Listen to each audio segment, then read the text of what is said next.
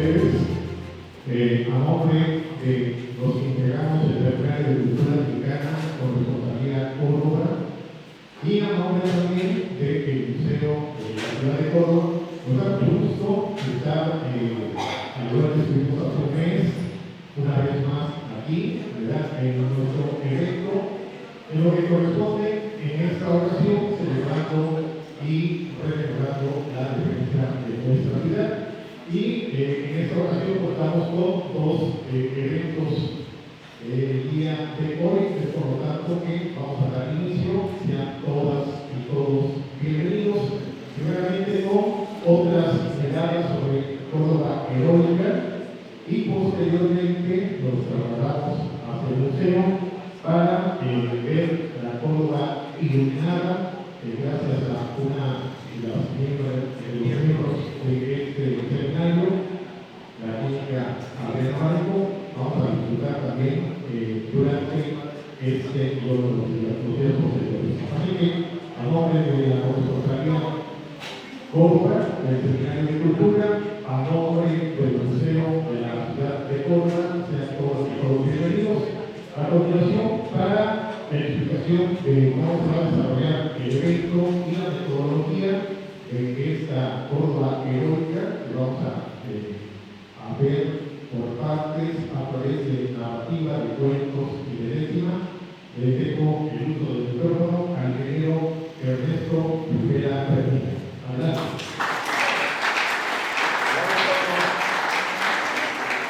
Bueno, antes de empezar, ¿hay acá un aficionado de fútbol? ¿O no tiene la pala? Sí, la final empezó ya. ¿La final de fútbol? De Liga. Hubo un partido de ida ya. ¿Y cómo quedaron? Perfecto. Para no equivocar. Exactamente lo mismo pasó en la batalla de Córdoba. La batalla de Córdoba fue en dos sedes. Fue una batalla de ida, un medio tiempo o un día de espera, de traslado, y luego, en segundo tiempo, la batalla de regreso tenía su plan. Entonces, por eso quería saber, la primera batalla fue en Tepeaca. ¿Sí? Quedamos 0-0. No hubo ganador, igual que ahí se enfrentaron los que habían sido indultados previamente, que deciden con el plan de Iguala volverse a levantar a la arma, y lo que en ese entonces se les llamaba como chaqueteros. Así decíamos, se ganaban de chaqueta. Nada más. Ahora le damos a Luis, pero ahora entonces eran chaqueteros y que eran los soldados a favor del gobierno español de Madrid, que deciden cambiar de chaqueta y se vuelven gigantes. ¿Contra quiénes combaten? Combaten contra los soldados que van a seguir siendo fieles al gobierno de Madrid. Quedan 0-0 porque a los dos se les sacaron las municiones. Y entonces se quedan sin municiones y deciden venir de regreso. A Córdoba los antes, porque allá en Puebla nadie necesita dar armas. En el único lugar donde se podían dar armas era por aquí. Y entonces deciden regresar. Los fieles a Madrid les iban a dar Puebla, armas en Puebla, que estaba a 20 tantos kilómetros de Tepeaca. Y entonces dicen, tenemos la ventaja, nos tomamos con calma, nos vamos siguiendo, pedimos refuerzos y armas y que nos alcancen. Y así es como se viene. Y ese es el medio tiempo, por así decirlo, o el intervalo. No sé cómo se llame, no sé muy bien, ¿cómo se llama el intervalo entre los dos partidos? El cambio de sede. Cuando venía el cambio de sede, vienen de Tepeaca, adelante sin armas, los gigantes, y atrás de ellos, municiones vacías, no realistas con ella, pero les venían atrás de ellos los refuerzos, 300 soldados de refuerzos, con armamento para tirar para atrás. Lo saben los integrantes y deciden separarse. Uno, que es un comandante que es Bravo, Nicolás Bravo, que estuvo aquí, no creo que en Comatepec. En Comatepec se detuvo ahí, decide irse a lo que ahora es Hidalgo, con casi toda la caballería. El resto se divide en tres partes. Unos se van por Jalapa, otros se van a ir por Orizaba, y el grupo más pequeño, que es el de los heridos, se va a ir por el camino del volcán a juntarse ahí donde estuvo en Comatepec. Pero cuando los que se vienen por Orizaba empiezan a avisar a la gente que vaya a Comatepec, aquí en Córdoba, la gente de Córdoba dice que no se vayan a Comatepec, porque cuando se fue Bravo, los soldados a favor del gobierno de Madrid destruyeron todas las fortificaciones. Y no había bombas. En cambio, aquí en Córdoba sí ya había fortificaciones, y entonces cambian la sede a Córdoba. Y eso cuando llega Herrera sin armas, con poca gente, ¿sí? Llega a Córdoba y atrás de él, ya armados al tiempo, porque en Orizaba se le junta un grupo de soldados que venían de Oaxaca y que son los que las narraciones dicen que se dieron por el Manatán.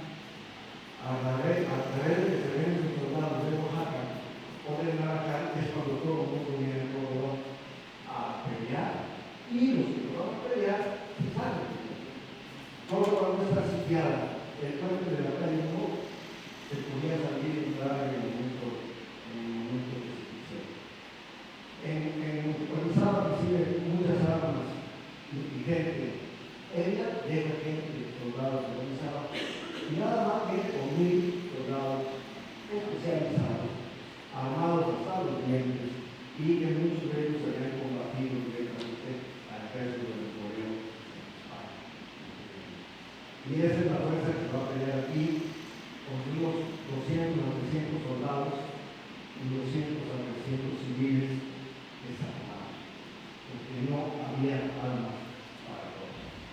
Pues ese es el resumen. El problema, pues el resumen de la batalla, el problema es que los portugueses nada más nos basamos en la historia de un sacerdote, Isasi, que no estuvo. Él estaba con la gente afuera, en la zona donde ahora la colonia de México, por ahí, con toda la gente que no quiso combatir. Él lo que escribe, lo escribe entrevistando a los combatientes que estuvieron en la batalla de Córdoba, pero son a los que ganaron, porque los que perdieron no ganaron. Entonces, ese escrito de Isasi es un escrito parcial, no nos dice todo lo que pasó, y es el caso. Es a favor de los cordobeses, y por eso los cordobeses nos gustan mucho el escrito de Isasi, y es el que tenemos. Pero realmente hay muchos escritos. Hay de Tepeaca, hay del camino de regreso, hay de las poblaciones donde llegaron los heridos, de las poblaciones donde pasaron los soldados, y están aquí de Córdoba también los reportes de los que perdieron, los soldados que dicen. Bueno, en todos estos reportes que tenemos, ¿sí? Estos reportes nos complementan, nos amplían y ratifican la información que tenemos.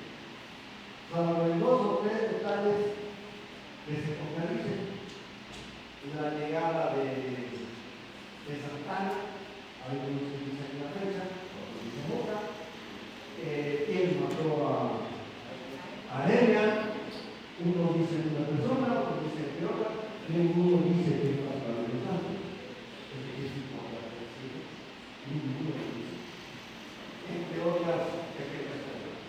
Y hay otros detalles muy breves que pasaron. Mataron a una mujer, nada más. ¿Cómo, cuándo, dónde, por qué? No sabe. Llegaron 40 libros y fueron socorridos en la Cusco. ¿Cuántos partieron realmente? ¿Cuántos heridos? ¿Cuántos murieron? Exactamente cuántos el camino llegaba. No sé. Juntando todo, nos vamos a ver un detalle, que es que hay muchas cosas que se prestan a la imaginación. Si lo basamos en los escritos reales de lo que pasó en la verdad.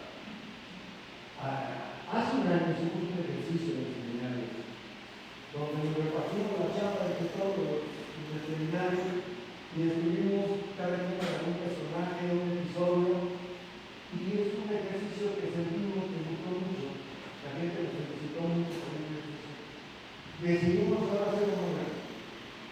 Invitar a gente que no sea del seminario, que tuviera disciplina, tuviera otra forma de ver la batalla y que se imaginara eso que no dijeron la gente hace 2 años. Aquello que no se escribió, que se presta a la imaginación, pero basado en eso. Estamos queriendo recuperar la verdadera historia de nuestra ciudad. ¿Sí? Y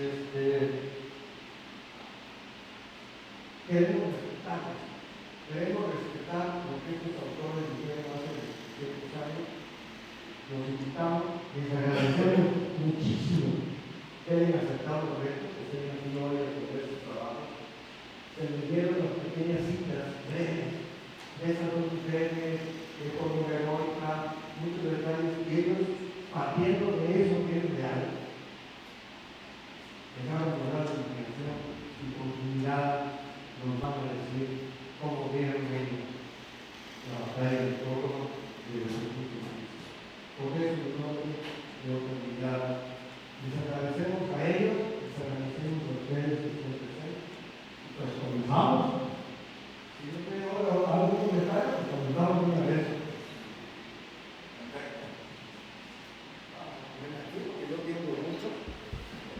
No, de veras. Ricardo Flores Garrido, adelante por favor, con un cuento. Ricardo pertenece a un grupo.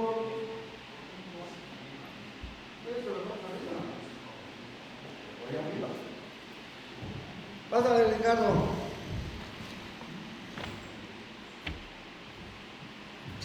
Si así me pongo nervioso, imagínate. Hola.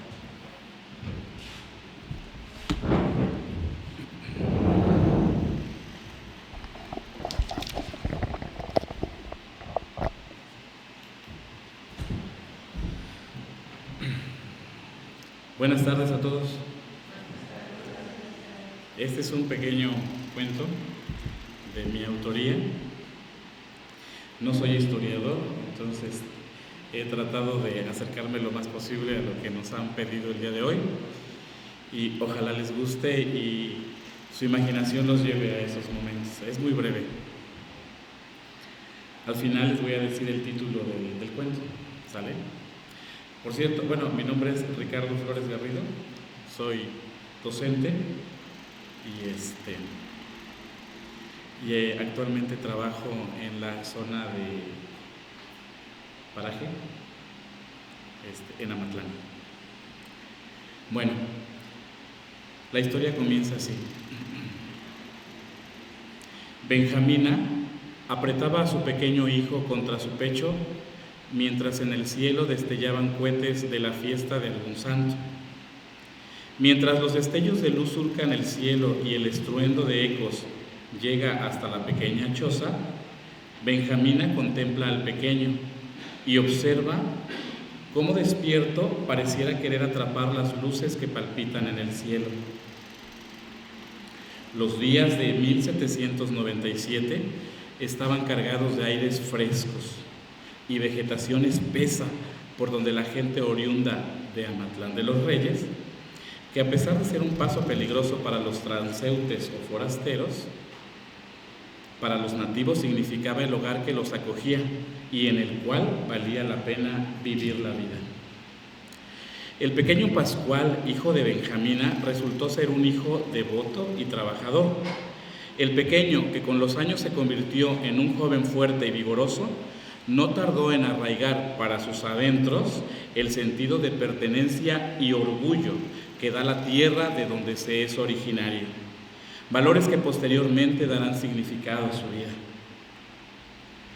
Las luchas y grandes batallas que narraban los hombres que habían estado en el frente de la guerra en la lucha de independencia movían el corazón de Pascual, quien ya a sus 23 años añoraba con ser parte de la defensa de su nación, y que sin embargo el amor a su madre y al encontrarse solos frente al mundo no tenía el valor para dejarla sola y desamparada. Un 10 de mayo de 1821, Benjamina regresó de la plaza antes que de costumbre. Abrió angustiada la pequeña casita y preocupada le contó a su hijo que la plaza se miraba alborotada y la gente comentaba que el ejército realista en cuestión de días llegaría a Córdoba. Pascual miraba a su madre atónito. La situación le resultaba preocupante, pero también era la oportunidad para defender a su tierra y a los suyos. La organización fue turbulenta. Muchos hombres se aglomeraron para ponerse a las órdenes de quienes lideraban la defensa de Córdoba: Joaquín Herrera, Francisco Calatayud, quienes en los breves días que tuvieron para organizarse encontraron en el joven Pascual actitudes propicias para el buen liderazgo y por ello quedó a cargo de un grupo de hombres. Los denominados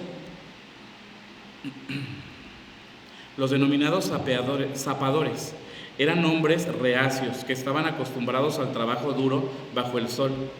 Ellos dominaban las herramientas del campo y estas virtudes sirvieron para la implementación de trincheras y fosas.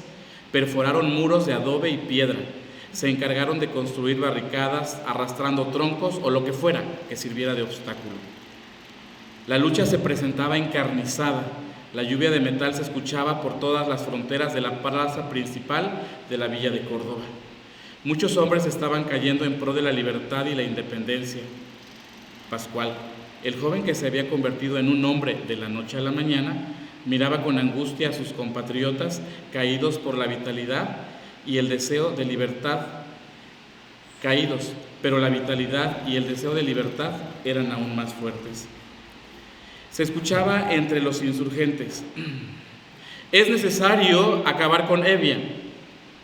El coronel, sabiendo lo intrépido y la habilidad del tiro del joven Pascual, lo increpó a trepar al techo y ubicar al coronel Evia, y le diera un tiro certero.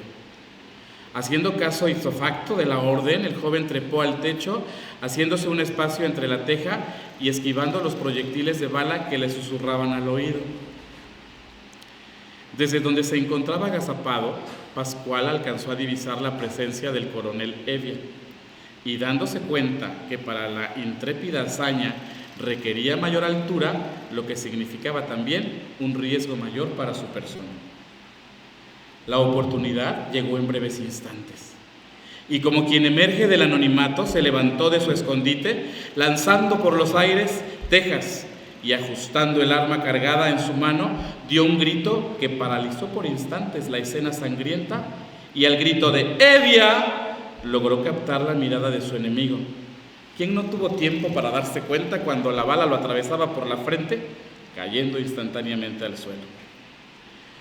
Los soldados realistas, al ver caído a su líder y tener en posición clara y precisa al joven que apretó el gatillo y le quitó la vida, le apuntaron con sus rifles y los descargaron en el joven, quien poco a poco fue cayendo. Mientras eso sucedía por la mente de Pascual, pasaba la idea de haber colaborado en el sueño de libertad de un pueblo. Muchos hombres cayeron con Pascual, muchos nombres fueron olvidados, pero en la figura de este hombre joven emergen todos aquellos que le dan estructura sólida a esta gran nación poderosa. Gracias.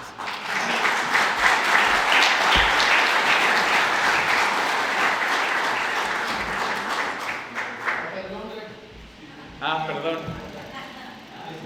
Era de Amatlán. Era de Amatlán.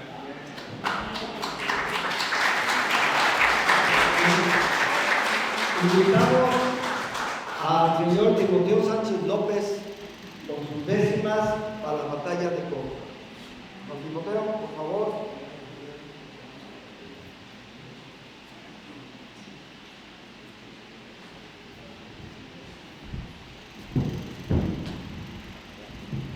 Buenas tardes a todos. Vengo de Atoyac y el 27 de febrero de 1817 ella fue a desalojar los puentes de la ciudad de Chiquihuite, donde hizo trizas a los insurgentes, atrapando al cabecilla que era Crisanto Castro, que trayéndolo amarrado se aventó a un acantilado ahí en el cerro de Chiquihuite y se les escapó, y el grupo se desorganizó, pero más adelante por el plan de Paseo de Mayo, pues se volvieron a reorganizar y triunfan junto con Morelos en 1821 y le toca cargo de capitán ahí en la Ciudad de México.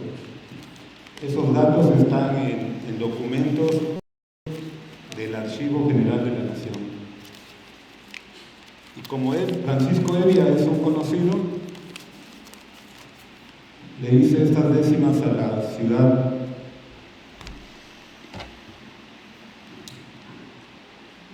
Décimas a la batalla del 21 de mayo.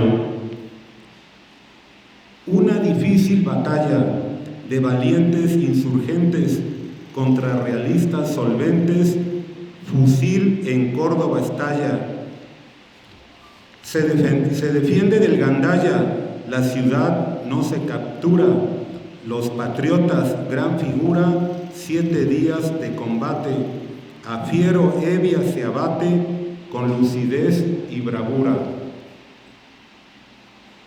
Muchos corren en defensa de su ciudad donde viven, que su libertad no priven, en independencia piensa. El insurgente a la ofensa de aquel ataque malvado, mucho cañón disparado del realista Francisco Evia. Momento de lucha previa, cordobés atrincherado. Disparan contra la casa de don Manuel de la Torre. Dentro el atacante corre y en su objetivo fracasa. Son rechazados en masa ante la heroica manera, en parapeto o tronera, escasas las municiones, audaces las posiciones, al enemigo venciera. Las metas no se cumplían, los realistas repelidos, eran muchos los heridos, muy bien los que defendían. A Evia irritarían, personalmente apuntó con un cañón que tronó y en ese preciso instante una bala fulminante su cabeza atravesó. Retirando al artillero, esto sucedió antes de que lo mataran, porque retirando al artillero, Evia mismo dirigió, la puntería la orientó, cual si fuese cañonero, a derrumbar con esmero la casa de la botica. Ahí su error radica, pues en mera 100 izquierda hace que la vida pierda, balazo que nos vindica. El 17 de mayo la manzana incendian toda, la pérdida que incomoda se vengan como de rayo, españoles en desmayo queman la casa de Torre, adentro a rojo los corre, hay trincheras y granadas, las compañías expulsadas, vencidas, nadie socorre.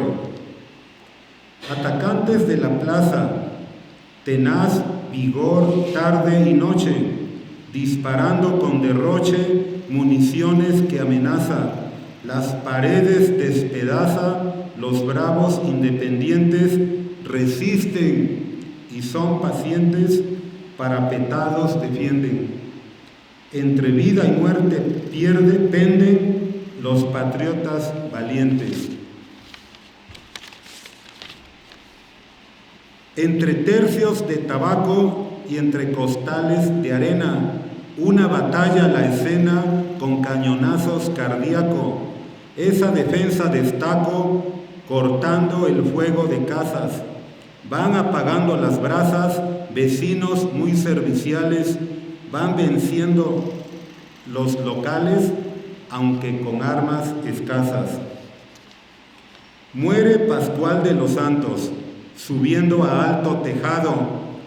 Tanta bala ha granizado, dejando muchos quebrantos.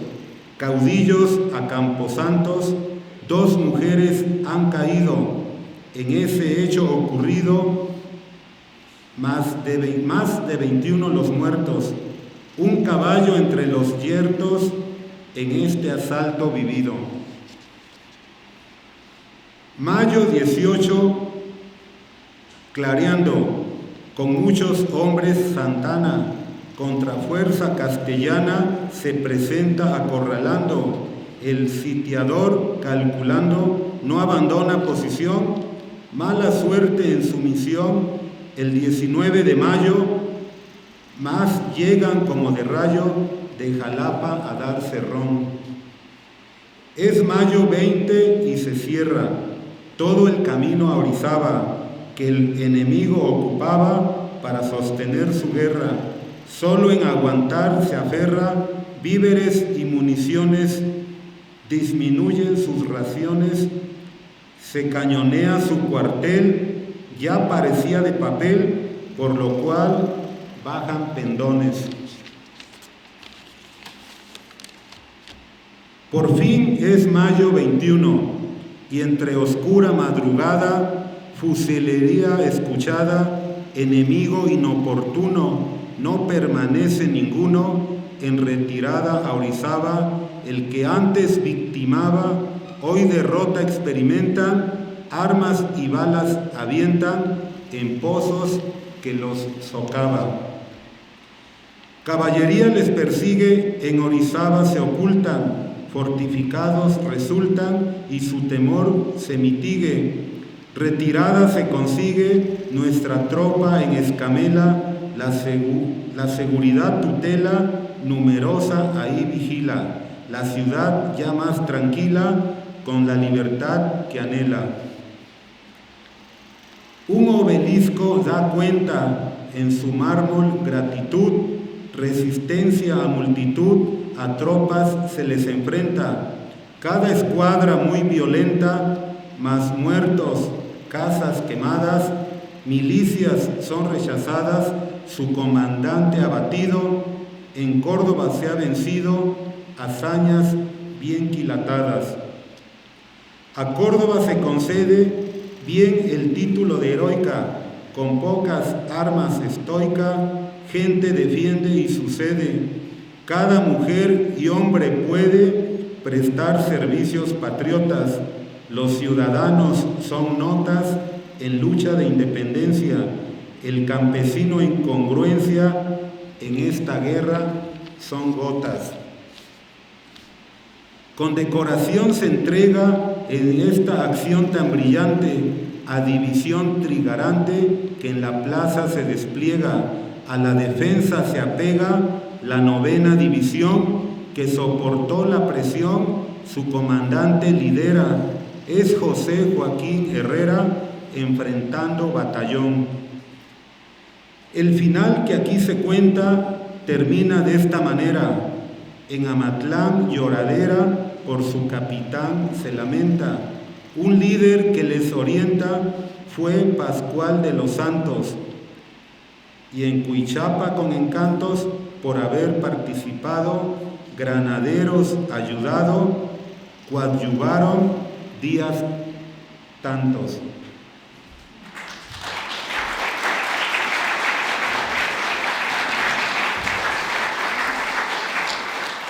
Ahora os cuento Luis Macaú Pasadas, el capitán Rafael Pozos.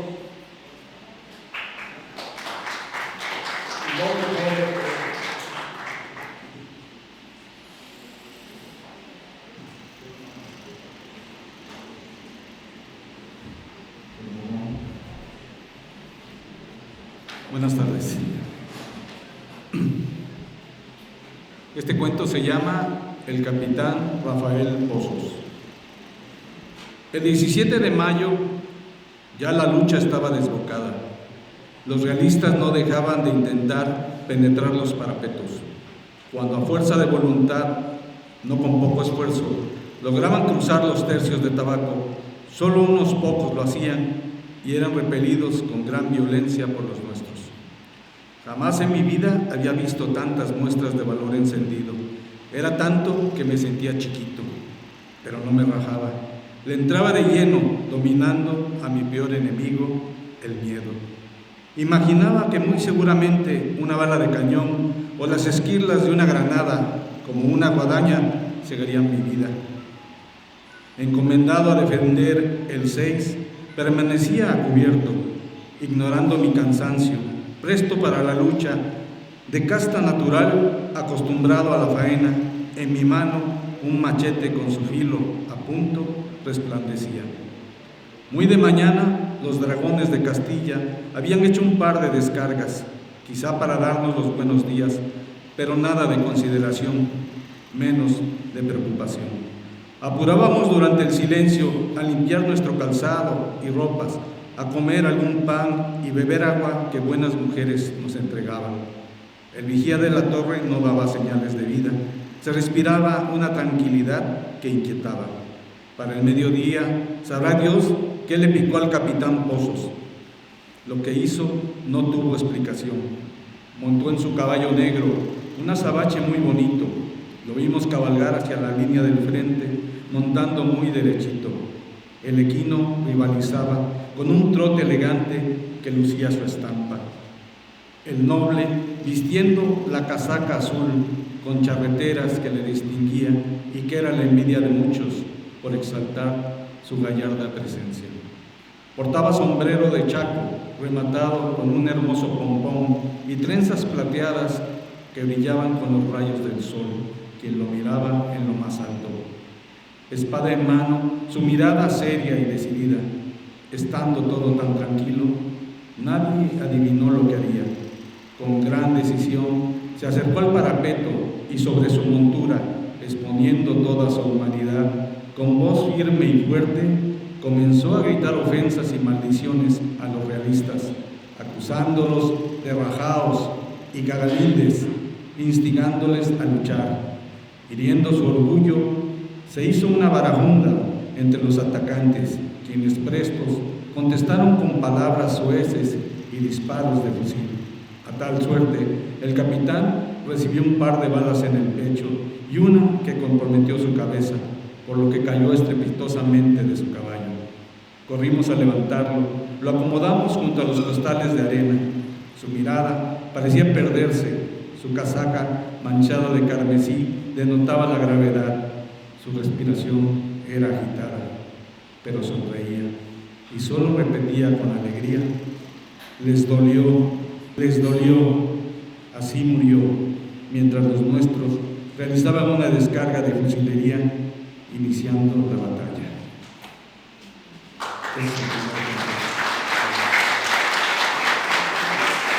gracias. Y les voy a leer este otro cuento que es de las dos mujeres que murieron. Es un cuento imaginario porque no sabemos realmente a fondo lo que pasó con ellas. Dos mujeres. El 17 de mayo, muy de madrugada, ya las mujeres se encontraban levantadas, preparando los alimentos que serían el desayuno de la tropa y de los patriotas voluntarios que se encontraban en la villa defendiendo el poblado. Como siempre, el clima en Córdoba era caluroso, más en primavera. Por eso las mujeres, aunque el sol aún no aparecía en el horizonte, ya mostraban perlas de sudor, pero afanosas entre la leña y el humo, se esmeraban en preparar los alimentos ya mencionados para los valientes. Quien ponía el orden y las apresuraba era Elba, una mujer propia de la villa, que no obstante era de una familia acomodada, había tenido siempre la cualidad de ayudar a los más necesitados, y era menester que por voluntad estuviera ayudando en un momento tan delicado para los cordobeses. Estando la mañana tan en silencio, se Se le escuchaba decir con voz de mando alguna: los frijoles ya están, sácalos, pónganle más leña al brasero, apúrense, ya se nos está haciendo tarde. Y se le veía caminar de un lado al otro de la casona, lugar que había sido expresamente habilitado como cocina. Por otro lado, otra de las mujeres era Carmen. A ella no le gustaba cocinar, aunque sí ayudar. Su problema era que era un tanto rebelde, rejega, dijeron en mi rancho. Cuando Elba le ordenaba echar tortillas, Carmen nunca decía que no, jamás, solo que las hacía chuecas o se le rompían y así las ponía.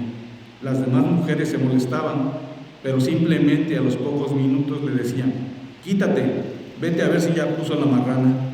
Orden que Carmen obedecía de inmediato sin rechistar. La cosa era que la quitaran del comal. Ese día, precisamente, había hecho algunas tortillas.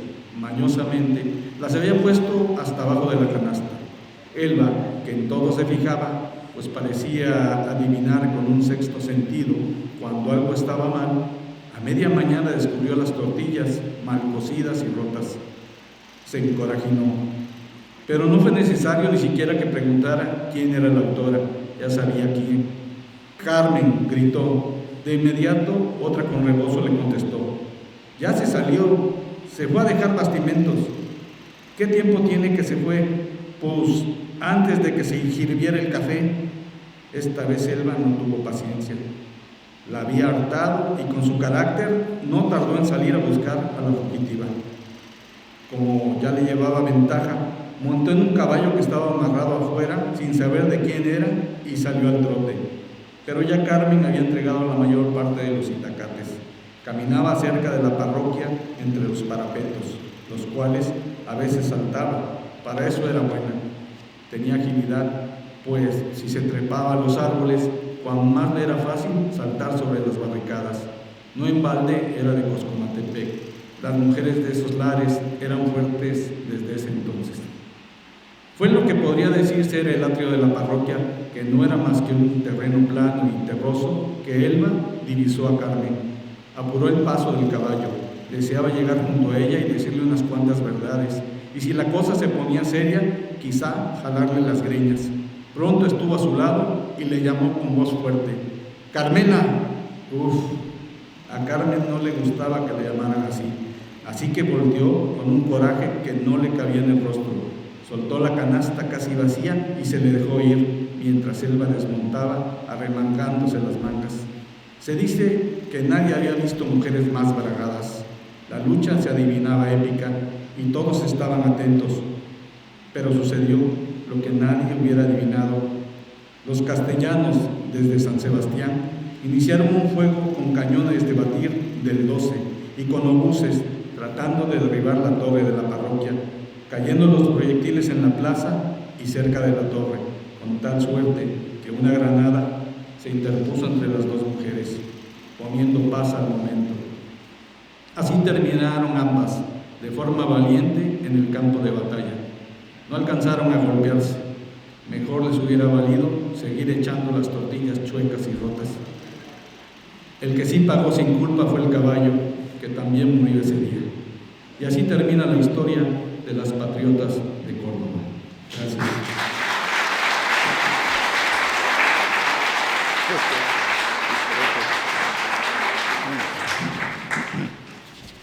Gracias. Bueno, pues a continuación un grupo, el taller de la 10ª de Córdoba, con sus integrantes por César Hernández Espejo, Humberto Carvajal Cabrera, Delio Blanco Sosa y José Diego Reyes Hernández. Paso, por favor.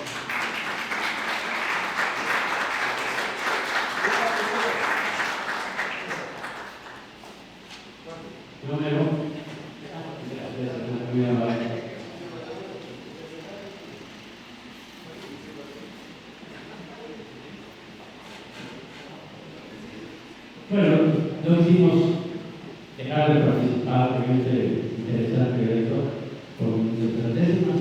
Nosotros somos aficionados a los ojos sílabos. Y les agradecemos mucho su atención. Décimas de la batalla del 21 de mayo. Gran defensa ciudadana de la tierra cordobesa fue que vistió de grandeza la identidad veracruzana, pues la nación mexicana reconoció su lealtad a lograr la libertad en esa lucha tan cruel, y en 1980 heroica es mi ciudad. Hoy se recuerda, señores, que en aquella gran batalla Córdoba pintó su raya con sus hombres los mejores, muy valientes valedores, Luna, Herrera, de los Santos, la independencia sin llantos. Quieren un México libre, que sea feliz y que vibre sin el yugo, sin quebrantos.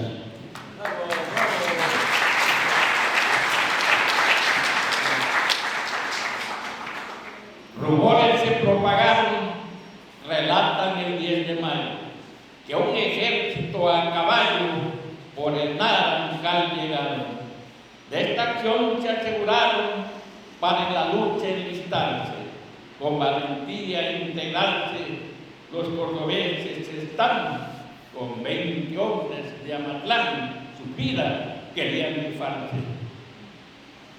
En el Metlac, La Barranca, 15 de mayo fue el día que Félix Luna se iría a una batalla franca, sin mediar bandera blanca en un encuentro brutal.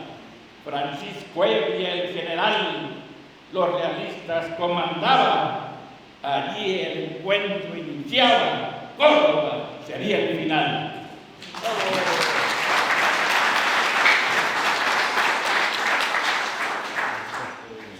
Buenas tardes. A la ciudad ingresaron al barrio San Sebastián, esperándolos ya están y a insurgentes enfrentaron. Pues a Evia lo mataron y por la estrella asignada la misión le fue dada al coronel Blas Castillo, que emprendió con un cerillo lo que es la casa quemada.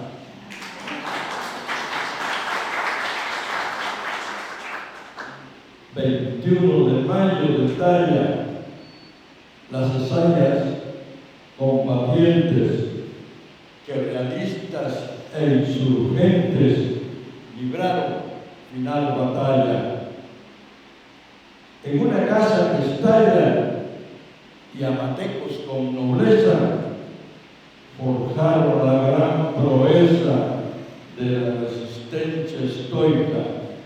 Por eso es ciudad heroica esta tierra cordobesa. Gracias.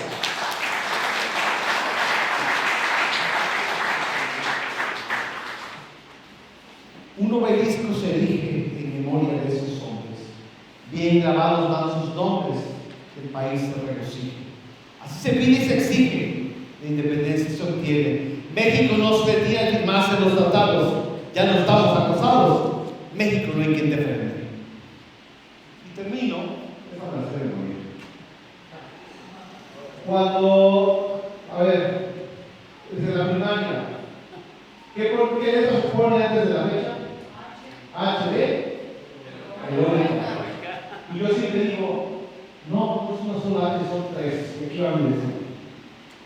Cuando la fecha escribimos en esta ciudad histórica, un H lleva de heroica y claro, muchos sentimos.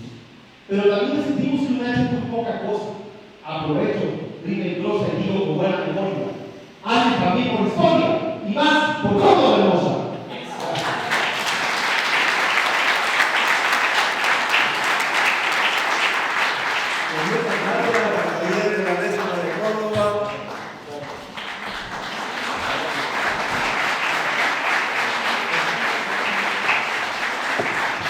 El turno, Rafael Carpintero Ladrón de Guevara. ¿Dónde estás? La casa quemada, crónica de los días de fuego. El escenario es tuyo. Gracias. Buenas tardes. Mi pequeño cuento consta de 5 capítulos.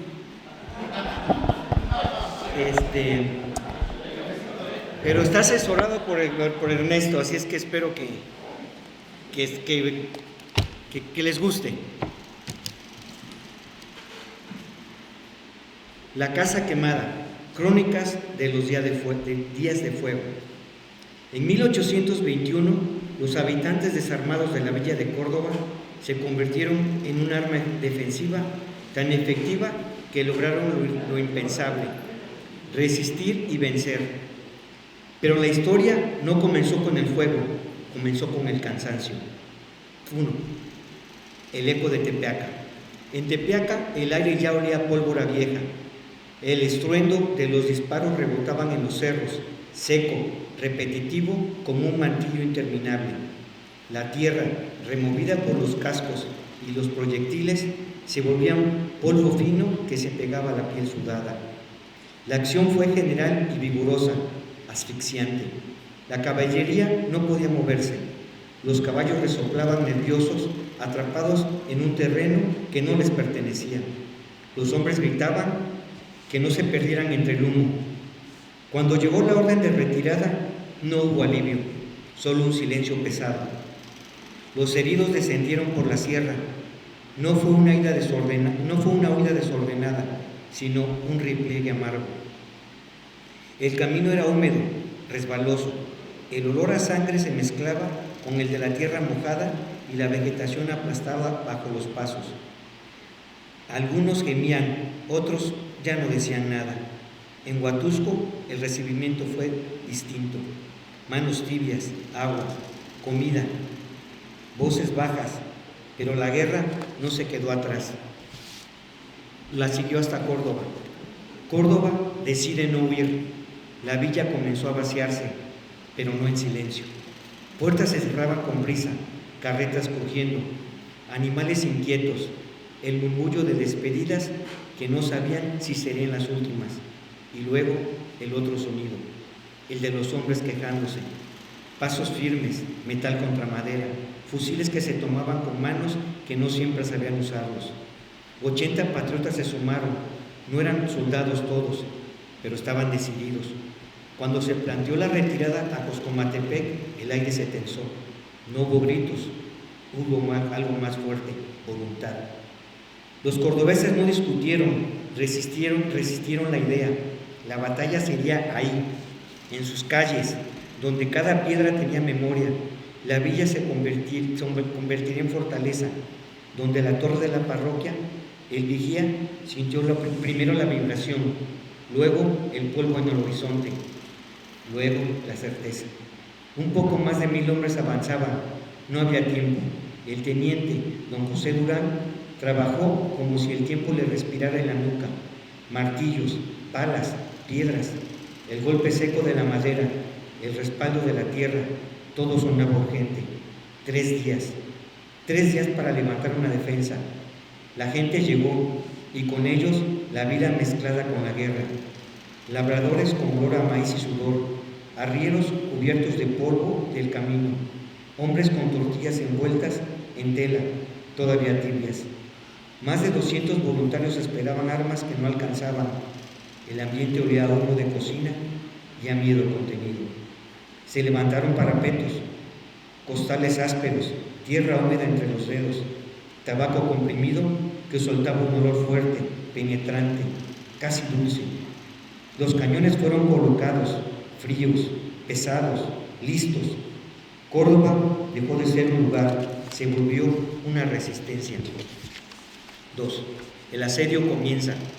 El 15 de mayo, el primer disparo rompió la tarde. Un estruendo seco, luego otro y otro. El aire se llenó de humo espeso que raspaba la garganta al respirar. Las casas comenzaron a recibir el impacto. Maderas que crujían, muros que vibraban, tejas que caían estrellándose en el suelo. El combate no era distante, se sentía en el pecho. Guerra de casas y muros. Se peleaban a metros. a veces a centímetros. Dentro de la habitación, de donde aún quedaba el olor a comida, a ropa, a vida cotidiana interrumpida. El polvo flotaba en el aire como una niebla sucia. Cada disparo hacía vibrar el cuerpo. Cada grito se quedaba pegado en los muros. Las torres de la parroquia resistían. Las balas golpeaban la piedra con un sonido seco, metálico. Las granadas explotaban levantando fragmentos, pero no lograban derribarla. Era un punto fijo en medio del caos. 3. El día que todo cambió. El 16 de mayo amaneció con aire pesado, caliente, denso, como si la ciudad respirara con dificultad. Las balas caían como lluvia dura. Pascual de los Santos subió al tejado. El viento golpeaba el rostro. Abajo, el estruendo. Un instante después, el silencio. Rafael Pozos avanzó a caballo. El sonido de los carcos, firme, desafiante, duró poco. El disparo lo detuvo en seco. Entonces, el general Francisco Evia, furioso, decidido, se acercó al cañón, lo tocó, ajustó la puntería. En ese momento, todo parecía contenerse. Un segundo suspendido. Luego, el disparo. No el suyo. La bala le atravesó la cabeza. El cuerpo cayó y algo invisible se rompió con él. 4. Fuego sobre la ciudad. El 17 de mayo el olor cambió. Ya no era pólvora, era madera quemándose, tela ardiendo, vidas consumiéndose. Las llamas avanzaron rápido. El calor se sentía en la piel, incluso a la distancia. El humo entraba a los pulmones y hacía toser, ardía por dentro. Pero la defensa no se movió. Los parapetos caían y se levantaban. Costales que raspaban las manos. Tierra húmeda, tabaco comprimido que dejaba un polvo pegajoso en los dedos. Los hombres trabajaban mientras las balas seguían cayendo. Una granada explotó, un grito, una mujer cayó, otra quedó herida. El ruido seguía como si nada. El desgaste inútil. La caballería irrumpió. El suelo temblaba bajo los cascos. El aire se llenó de tierra levantada. El ruido era ensordecedor, pero no bastó. Fueron repelidos. El estruendo volvió a ser el mismo de siempre, constante, inagotable, de sitiador a sitiado. Entonces llegaron los refuerzos. El general Antonio López de Santa Anna. Nuevos pasos, nuevos caballos, nuevas voces. El enemigo comenzó a sentirse encerrado. El ambiente cambió. Ya no era el ataque, era presión. Los caminos se cerraron. El hambre comenzó a pesar. El miedo cambió de lado. 5. La madrugada final. La noche del 21 de mayo era espesa, oscura, casi sin sonido. La retirada comenzó en silencio. Pasos contenidos, respiraciones cortas. Heridos cargando al hombro, con el cuerpo pesado, inerte. De pronto, disparos, gritos, choques de caballería. El silencio se rompió, pero no fue suficiente. La retirada continuó. 6. La persecución y la victoria. El amanecer trajo otro sonido, el de la persecución. Caballos en carrera, metales chocando, órdenes claras. El enemigo fue alcanzado y obligado a esconderse tras sus muros. Después del fuego, luego el silencio, no el de la calma, el de los que queda después. El aire olía a ceniza, las casas estaban negras, las calles vacías. Los hombres regresaron, las manos aún temblorosas, los ojos cansados. Los campesinos volvieron al campo, la tierra la misma, pero ellos no. Córdoba sigue en pie, herida, pero firme. Y entre el olor a humo que tardó días en irse, quedó un nombre que no se borraría jamás. Porque lo ocurrido en Córdoba no se queda entre el humo ni en los muros ennegrecidos. Se volvió palabra, se volvió conocimiento. Hubo alguien con claridad, sin reservas, que la defensa de Córdoba merecía uno de los lugares más distinguidos en la historia, que una pequeña guarnición había resistido el embate de tropas disciplinadas y decididas, que en sus calles había caído el caudillo español más temible, aquel cuya serenidad y audacia imponía respeto, Y entonces la pregunta, lanzada como un eco que no buscaba respuesta: ¿cuál es el pecho del americano que no se inflame de gloria? Se propuso levantar un monumento, no para adornar la villa, sino para que la posteridad no olvidara, un obelisco. Piedra vertical contra el tiempo, memoria hecha forma. El reconocimiento no quedó ahí.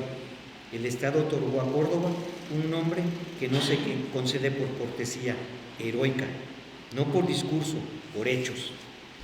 Los hombres que defendieron la plaza también fueron marcados por la historia. Se les concedió un escudo de distinción, la 9ª División del Ejército Trigarante, la que sostuvo la defensa, la que no cedió, y más aún, la Cruz de Córdoba, la estrella de 8 puntas, no como adorno, sino como señal de haber estado ahí, donde la pólvora ardía, donde la tierra se abría, donde la voluntad decidió no romperse, porque al final eso fue Córdoba, no solo una batalla, no solo una victoria, fue una prueba y una afirmación que entre muros quemados, entre humo, entre miedo, también pueden hacer la historia. Y por eso, entre las cenizas que tardaron días en enfriarse, quedó para siempre un nombre que no se borra: la casa quemada. Gracias.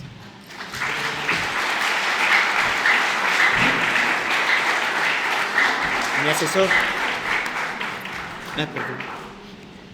Roberto Alavieta.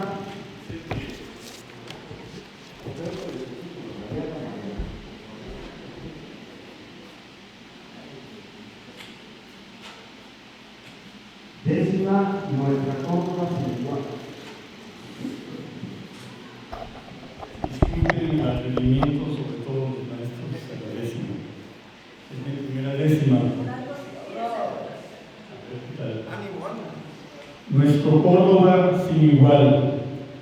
A realista atención Córdoba, en el 21 de mayo les asestó como un rayo, y así la heroica fue Córdoba.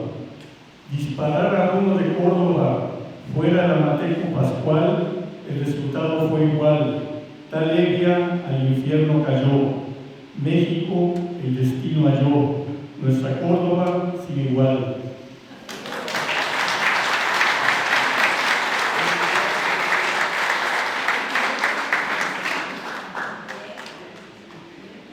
Adriana Marenco nos da 10 minutos del tiempo que tiene para inaugurar su exposición para la última presentación. Son tecnologías diferentes, videos con imágenes de inteligencia artificial, con drones diferentes, que hablan también sobre Córdoba y más también enfocados hacia los jóvenes en un momento dado. Son uno de ellos escrito por Luis Nacauma Salas, que ya lo escuchamos, y los dos realizados por Mario Andrade López. Uno es H de Córdoba y el otro Desfile en Córdoba.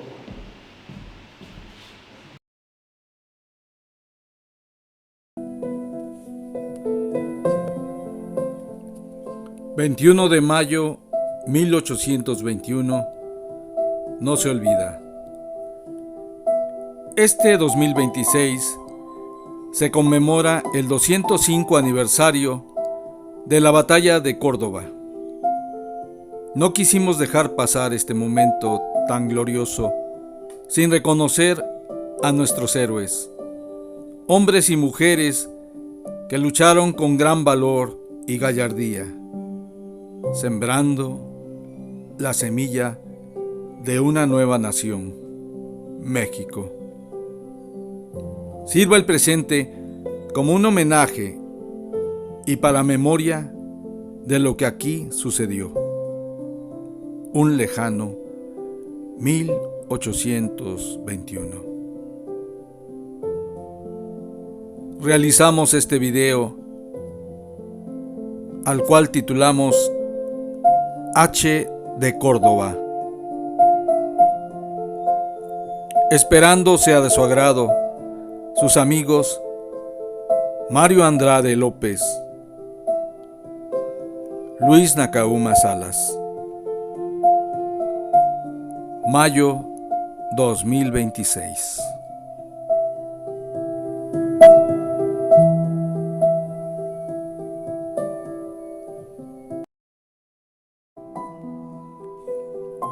H. de Córdoba. ¿Quién diría que las lomas de Huilango serían testigos de las gestas heroicas de 1821? ¿Quién imaginaría que en esos días de mayo el destino pondría sus ojos en ti, Villa de Córdoba? Si la gloria era para tu hermana Coscomatepec, ¿fue por voluntad de tus leales?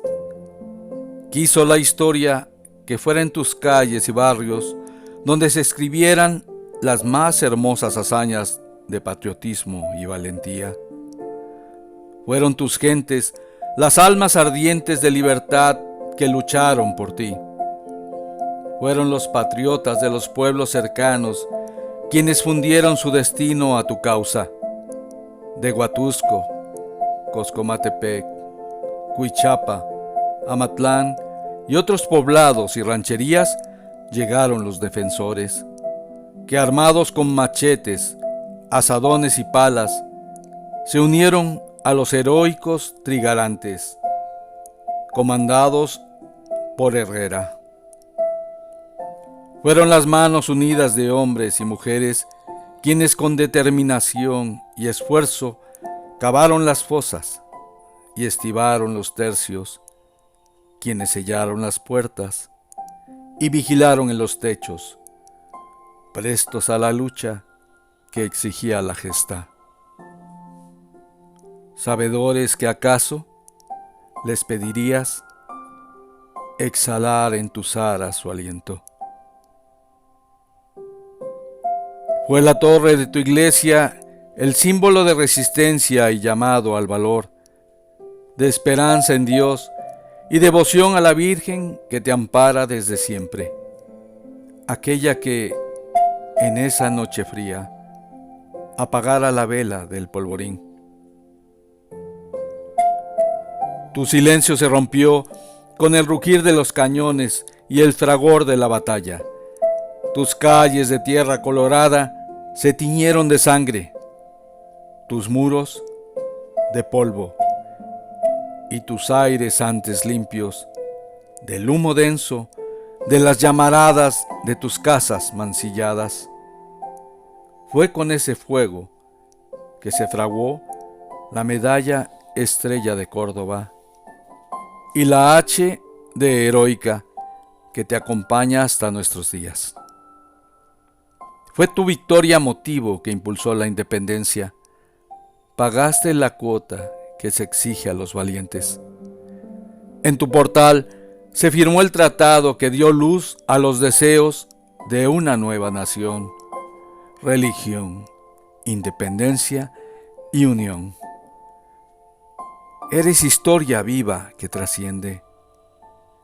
Eres la flama de la libertad que permanece. Eres el latido del corazón que nunca muere. Córdoba. Por las noches, aún puedo percibir el suave aroma del café, mezclado con el olor siempre fuerte de los tercios de tabaco. De la colección Gestas Heroicas, autoría y narración, Luis Nacauma Salas. Diseño y edición, Mario Andrade López. Abril 2026.